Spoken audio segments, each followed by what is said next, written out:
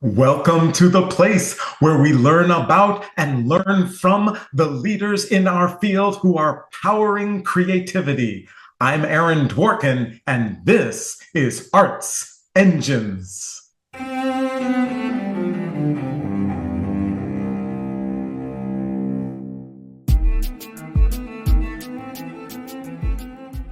Thanks again for joining me here on Arts Engines. Today's guest is Michael Bobbitt, who serves as president and CEO of Opera America. Michael, welcome to the show. Thanks so much, Aaron. It's great to be back. I am so excited to be able to talk with you. Obviously, I have had the honor to be able to know you and to see your extraordinary work over years and have you on the show. So I am just excited to be able to talk with you in this capacity. So first, I thought it might be great to just start off, and if you could share kind of for any of our audience who somehow might possibly not know the breadth and depth of Opera America, just wondering if you could share as a service org what falls under your purview. Sure. So Opera America is, as you mentioned, a service organization for opera in the US and Canada. And we exist to support the entire opera ecosystems. So companies, artists, administrators, trustees, educators, and advocates. And our mission is not to just simply preserve opera, but to help it evolve, strengthen, and remain resilient.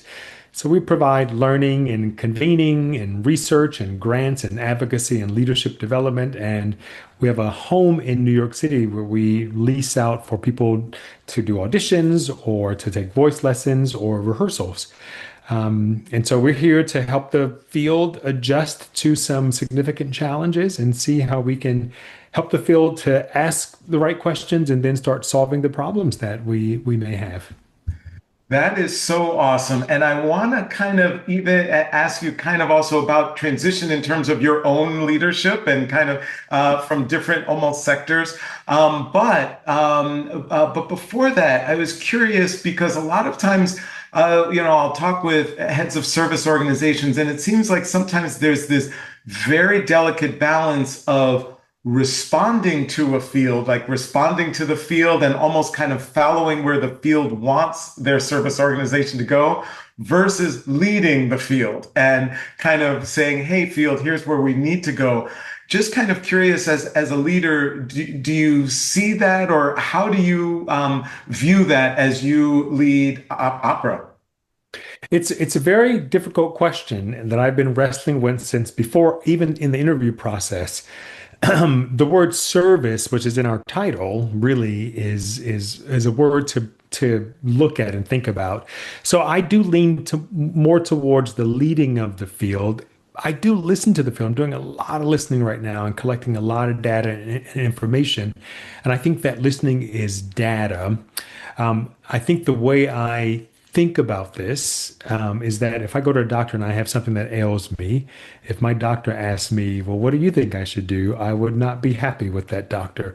And so I think the service organization has to listen to what the field needs and wants, and then figure out how it can lead and support the organization in that way.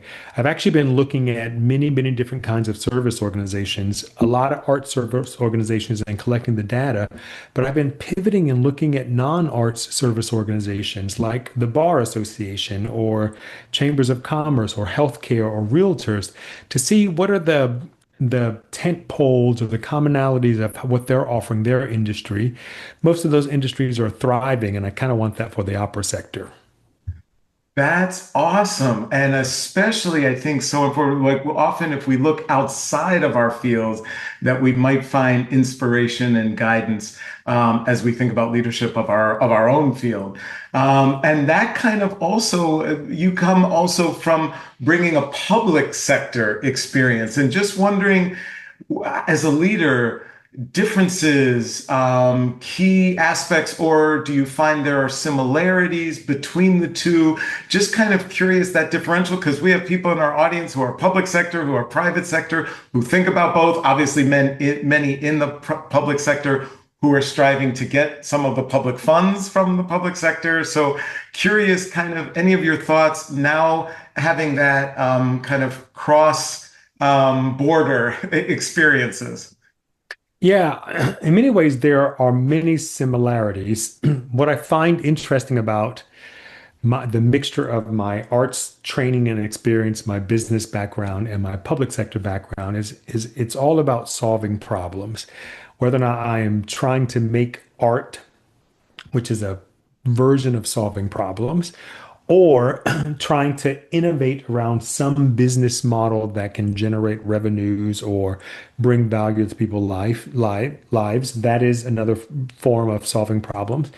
In the public sector, they're solving problems too. And most of the time, they're solving problems with policy or policy recommendations. And in many ways, their currency is votes.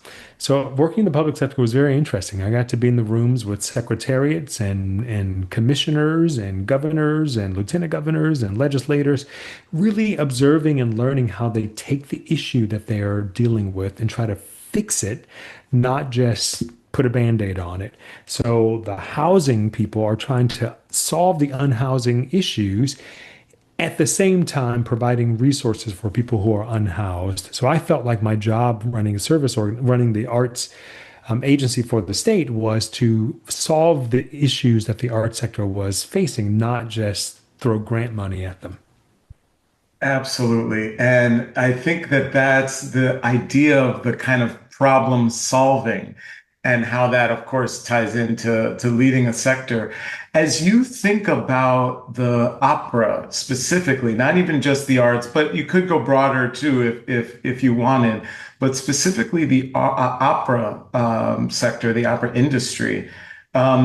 Is there one or two key things that you feel, you know what, these are our biggest, potential issues or threats or opportunities? And as we look at the next 5 to 10 years as a sector, if we get these right, we are going to be, do you find that exists?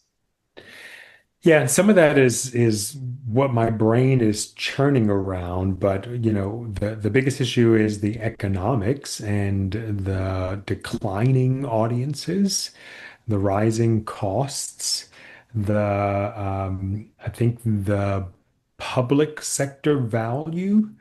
Um, I would also say workforce and labor development, how we're developing people that are running arts organizations and working in the field based on how life is today. Are we providing them with the tools they need when they're training to be artists to live like they need to live today? And then I also think infrastructure for innovation. Like it's clear that we all need to innovate because some of the systems and programs that we've used for years and years and years aren't generating the kind of results they generated 30, 40, 50 years ago. So we have to innovate, but we can't do it on our own. We have to do it in some collective way with some sort of infrastructure. So all those things are factoring in my head and I'm thinking about how I'm going to use those as I build Opera America under my tenure. So I would be probably remiss, especially you mentioned innovation, and certainly something that a lot of people, a lot of arts organizations are wrestling with is AI. And do we use it? How do we use it? Do we use it for functional things, but not for artistic things? And any thoughts that you have or suggestions, guidance for all of us as we play this AI balance? I think it's a tool, and I will also say that the arts world tends to feel that technology is a threat. We got mad when the talkies came out. We said radio is going to ruin theater. So I just want people to embrace the tool. It's not going to go away. I don't want it to replace artists and the work that artists do, but there may be ways to use it in generating ideas and solving problems and innovating. I can go in there and say, hey, I want to pull from the sporting industry and figure out some way to build a newcomer friendly audience model for opera. What ideas can I use from sporting? And then can do it in seconds as opposed to me having to do hours and hours and hours of research. So I think it's a great tool in my mind. I don't want it to replace artists, and I want to figure out how we can do it in an environmentally friendly way. Absolutely, for sure. So, unfortunately, we are just about out of time, but I always like to ask this of all of my guests, because when you're in kind of right a role like you, the obviously you are so passionate for our field and for the arts, and obviously especially for opera and theater, but that there has to be these moments where things are not working or some challenge arises. And so, just wondering, as a key arts leader in our field, are there any mechanisms that you have found are helpful that you could share with our audience that you find help for a leader who's needing to get through what could be the toughest of times? I have a really aggressive self-care practice. So yoga 4 days a week. I only eat whole food plants. If I can't get to yoga, I'll go for a run and do some calisthenics. I have a nightly practice where I list about 40 things I'm grateful for. So keeping my mind focused. The other thing too is I tell myself all the time is that if there's a solution for the problem, why get upset? If there's no solution for the problem, why get upset? The great thing about being artists is that we are endlessly creative. So there's always another way to solve the thing. So I just remind myself of that when things get tough and it makes me feel better. I am immediately super inspired. I also need to increase my yoga very much so, and probably decrease any of the decadent things, like aged bourbon that I might like from time to time. So need to do better with that myself. But this has just been so inspiring, and obviously the field is so inspired with you in this leadership role of Opera America. Michael Bobbitt, you truly are one of the arts engines who is powering human creativity in our world. Thank you so much for everything you do, and thank you for being on the show. Thank you so much, Aaron. See you soon.